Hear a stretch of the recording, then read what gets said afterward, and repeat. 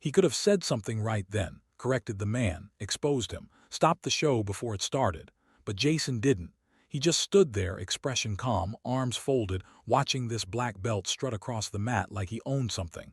The guy had already said too much. And the gym was starting to listen. Real martial artists don't act in films, the man shouted, pacing the floor. Real ones stay in the dojo, in the cage, in the fight, not in front of some soft camera crew. His voice echoed across the padded room. No one responded, not yet. Because everyone was watching Jason, to see if he'd react, to see if the silence meant retreat, or something else entirely. Let's pause. Where are you watching from right now? Drop your city in the comments because moments like this are happening all over the world, not just fights. But reckonings, moments where performance meets presence and only one walks out standing. The gym was known as a real place, no mirrors, no hype music, just fighters and sweat. Jason had trained here before quietly without ceremony, but this time, there was a guest instructor. A traditionalist, a black belt in Shotokan karate, third degree, dojo owner, YouTube explainer, loud talker. He walked in that morning like he was there to clean up the fraud. Jason had been invited by the gym owner, not to teach, not to speak, just to move, to drill, to sweat. But the black belt wasn't having it. You even spar? He asked loudly across the mats. Or do you just hit your marks and wait for the stunt double? Some laughed. Not because it was funny, because they didn't know what else to do. Jason didn't answer. He was working a partner drill. Elbow control, knee inside, guard framing, clean, silent, focused. But the black belt wasn't done. He walked closer. You don't belong in this room, he said. Jason looked up, eyes sharp, voice flat. You're still mistaking silence for permission. The tone cracked the floor more than the words, because Jason didn't flinch. He didn't even pause the drill. He just stood, faced him, and waited. The black belt smirked. He stepped in closer. This isn't your movie set. Jason raised an eyebrow. And this isn't your audience. That's when the room split. Half the people looked away, tension rising. The other half leaned in, curious now, not about the fight, but about how Jason would choose to handle it. Because that's what most people never understand about power. It's not about action. It's about options. And right now, Jason had them all. The black belt pointed to the center of the mat. Why don't we settle it right there? Jason didn't move.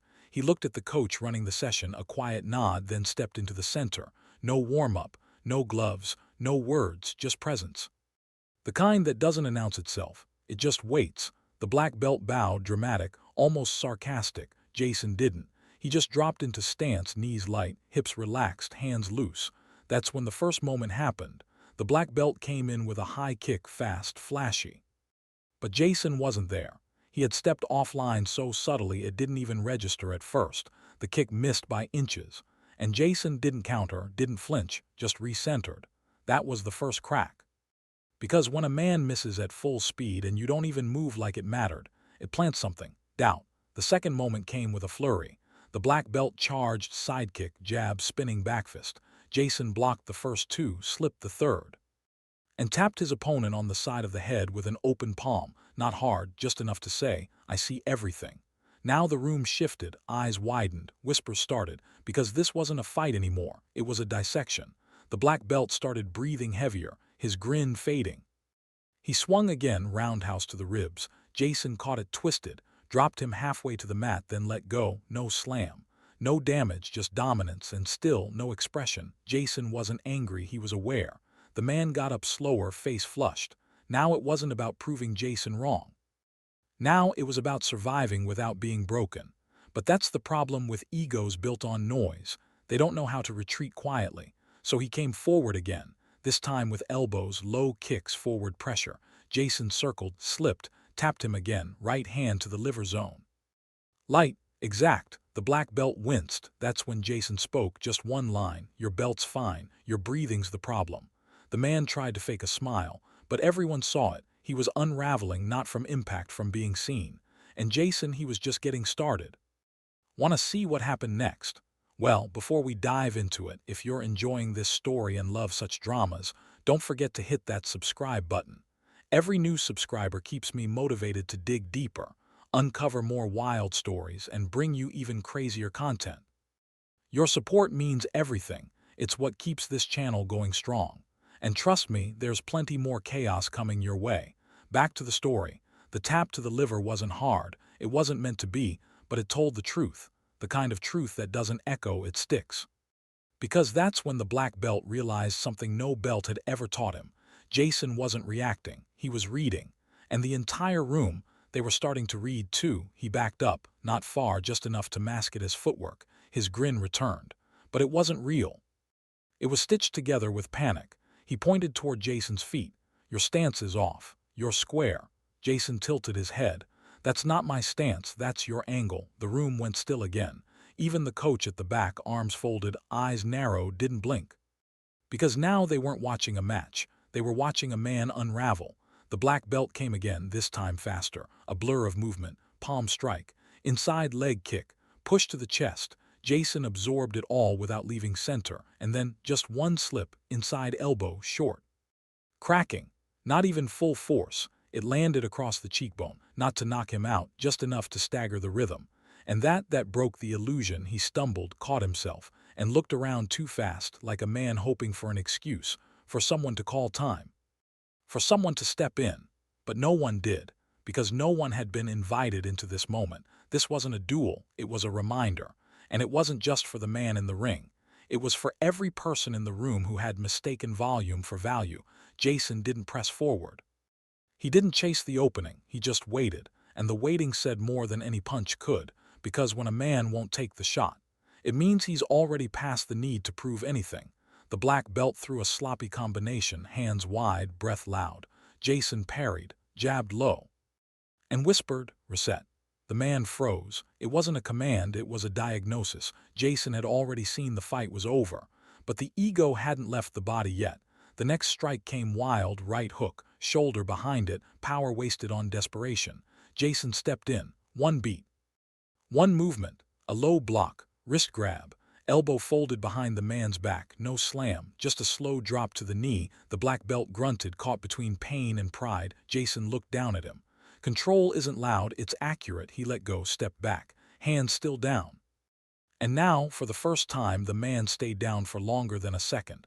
Not because he was injured, because he didn't know how to stand back up without pretending anymore. And that was the real injury. The coach stepped forward. The session was over, but no one moved yet. Because something had just shifted in the room, something permanent. Jason walked to the edge of the mat, picked up his towel, wiped sweat from his brow, no stare down, no grin. He just turned to the man still kneeling, and left him with one final line. "You've trained for years, but you haven't studied a second of yourself." Then he walked away, and that silence, that lasted longer than the fight. Later that day, people posted about the session online. No viral video, just words. Jason was there. The black belt got handled. He didn't even use power, just timing. One post stood out, a caption beneath a blurred photo. Some people wear the belt, others carry the weight. The black belt didn't post anything that day. He didn't message his students. He didn't upload a lesson. He sat in the locker room alone, staring at the red mark on his cheekbone.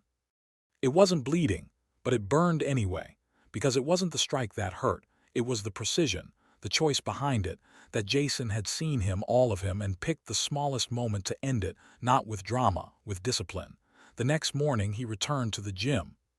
No attitude, no crowd. He walked to the mat barefoot, bowed quietly, and began stretching alone. Brandon, one of the younger fighters, walked up and stood near him. Neither said anything for a moment. Then Brandon asked, "Was it real?" The black belt nodded once. "Every second of it." Then added, "I've hit harder, but I've never felt more exposed." And that's when the real lesson began. Because a man can train for speed, for power, for technique. But if he never trains his perception, he's always at the mercy of someone who has. Jason didn't win that moment with muscle. He won it with vision. He didn't come to outfight someone, he came to correct a lie. The black belt started showing up to sessions earlier. He didn't teach right away, he just listened, watched. He even pulled Brandon aside later that week.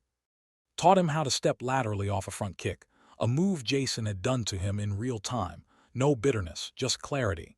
Because the best correction is the one you carry forward. And Jason, he didn't come back for weeks, didn't need to, because power doesn't live in presence. It lives in the after, the moment everyone realizes something's changed. and no one dares go back to the way things were. 3 weeks later, the black belt stood in the exact same spot where it all began. Same mat, same stance, same air. But something was different. He wasn't standing there to prove anything. He was standing there because he had finally stopped pretending. They called it the Thursday crowd, fighters who trained at 6 a.m., serious enough to show up while the sky was still dark. No playlists, no ego, no camera crew, just discipline. The kind Jason had embodied the moment he walked in. And now, the man who had once mocked him was wearing that same silence, not as an act, but as a choice. He didn't teach loudly anymore. He corrected quietly. And when someone got a move wrong, he didn't raise his voice or smirk. He just stepped in, adjusted a foot, repositioned a shoulder, then stepped back out. And the room respected him more for it than they ever had when he shouted. Because control, once tasted, humbles you. Jason hadn't returned. But his presence still echoed across the space, in the way the mats were swept before training and how people sparred to sharpen each other, not to humiliate. He had left behind a standard, and everyone either rose to it or faded. But then one morning, Jason came back. No one expected it. He walked in like he always did. No bag, no announcement, just steady, grounded stillness, like gravity in human form. The gym paused, not dramatically but with awareness.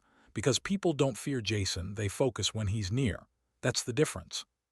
The black belt saw him immediately. He didn't freeze, didn't panic, he walked over. No entourage. No handshake waiting to happen, just a man who'd been corrected and had learned from it. Didn't think you'd be back, he said. Jason gave a small nod. I wanted to see what stayed. That landed, because both of them knew a fight ends fast, but transformation, that's slow, and most people don't make it that far. Jason looked around the gym, saw Brandon drilling quietly with two others, saw how the energy was lower but cleaner, more respect, more space. More stillness between rounds. Looks better, Jason said. The black belt folded his arms. It feels quieter. Jason turned to him. That's what presence does, it makes people hear themselves. For a second they just stood in silence. Then the black belt asked, You saw it, didn't you?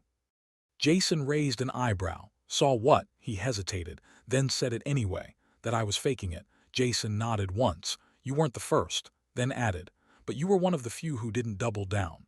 That line landed like a stone dropped in still water. Because that's the piece people miss about ego. It doesn't collapse all at once. It fractures quietly first. And most men try to patch it with more noise. Jason didn't stay long. He didn't need to. But before he left, he walked past Brandon, patted him lightly on the shoulder and gave one line, Good spine. That's all. But Brandon's posture lifted just a little after that, not for show, for legacy. And the black belt, he stayed behind, kept teaching, but differently now. He didn't talk about tradition like a badge. He talked about discipline like a gift. One day, a new guy, bigger, younger, arrogant, challenged him, tried to bait him into a spar, mocked his age, his stance, even brought up Jason's visit like it was a ghost he could use as leverage.